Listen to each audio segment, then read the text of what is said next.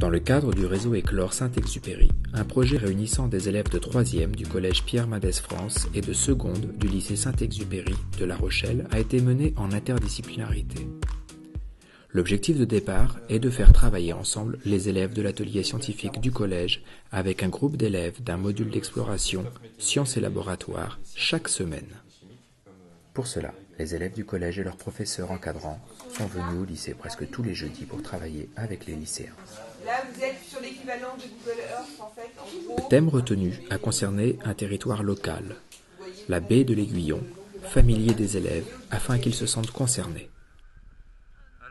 Dès la seconde séance, une sortie de découverte à vélo d'une journée a été réalisée afin de fédérer le groupe et d'explorer concrètement le milieu d'études, la baie de l'Aiguillon, située au nord de La Rochelle. Ainsi, nous sommes partis du lycée, en passant par le collège, et nous avons longé la mer depuis La Rochelle jusqu'à Henande et la pointe Saint-Clément, en longeant le bord de mer.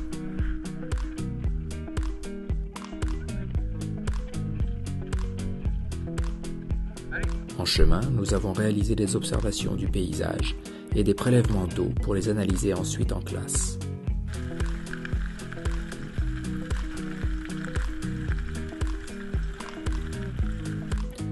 Sur place, nous avons visité la maison de la baie et du marais Poitevin et avons rencontré un intervenant de la Ligue protectrice des oiseaux. Des problématiques concernant les êtres vivants, le paysage et les équilibres écologiques commençaient à apparaître dans la tête des élèves.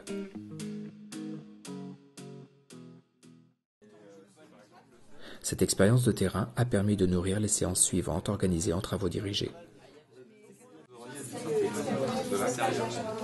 Donc ça serait un peu embêtant. Ce qui est stable, ça va être plutôt... Ainsi, les élèves ont bénéficié d'une approche cartographique et historique du milieu. La baie d'Aiguillon, mais précisément dans la baie d'Aiguillon, parce que c'est la terre. Oui, bravo. Mais également une approche expérimentale concernant le dosage ionique de l'eau de mer prélevée lors de la sortie, une mesure de la salinité pour évaluer l'apport des eaux douces dans la baie, élément essentiel de la culture des coquillages.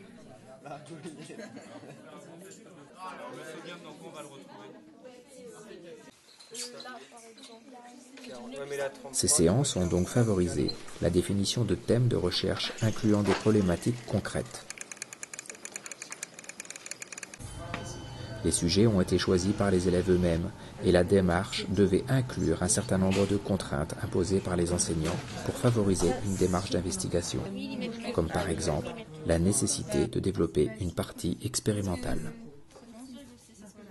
La conduite du projet sur l'année a permis aux élèves d'utiliser un certain nombre de techniques de laboratoire, comme le dosage chimique, l'observation microscopique et à la loupe binoculaire, le comptage cellulaire et même pour un groupe la réalisation d'un modèle du marais Poitevin sous la forme d'une maquette.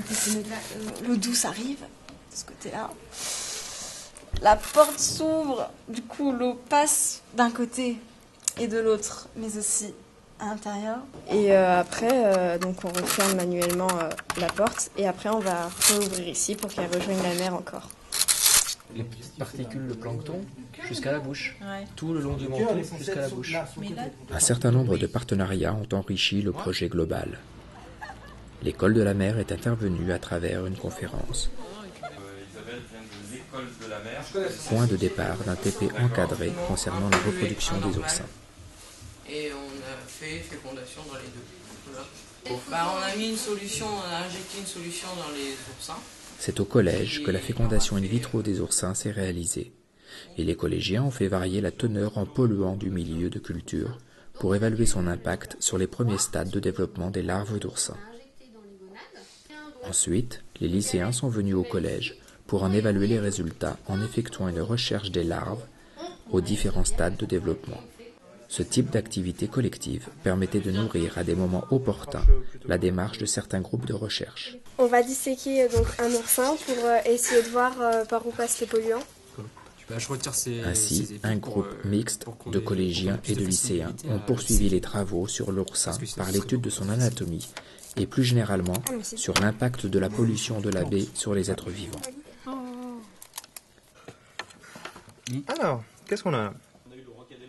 Un autre partenariat s'est développé avec Benoît Duriveau, ingénieur chimiste et méthyliculteur à Charon.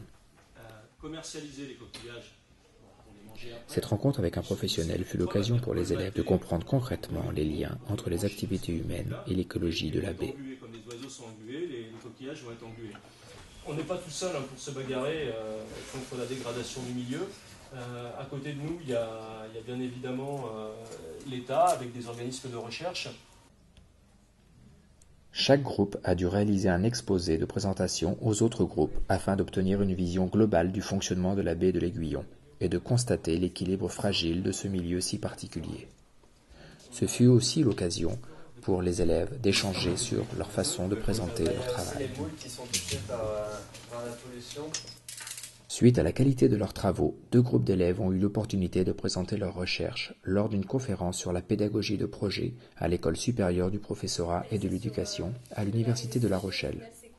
Les enseignants stagiaires ont pu alors échanger avec nos élèves sur l'impact positif de tels projets interdisciplinaires.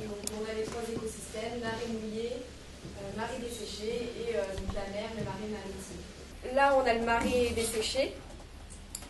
Et là, on a le petit trou ici, c'est censé représenter la baie de l'Aiguillon et l'océan. On a aussi creusé autour des digues qui font le marais desséché des canaux, afin que lorsqu'il pleut trop et que le marais mouillé est inondé, l'eau puisse donc partir dans l'océan sur les côtés. Donc nous, on a voulu s'interroger sur les engrais ou les polluants utilisés en agriculture intensive, quels impacts ils avaient sur le marais mouillé qui est en aval du marais asséché.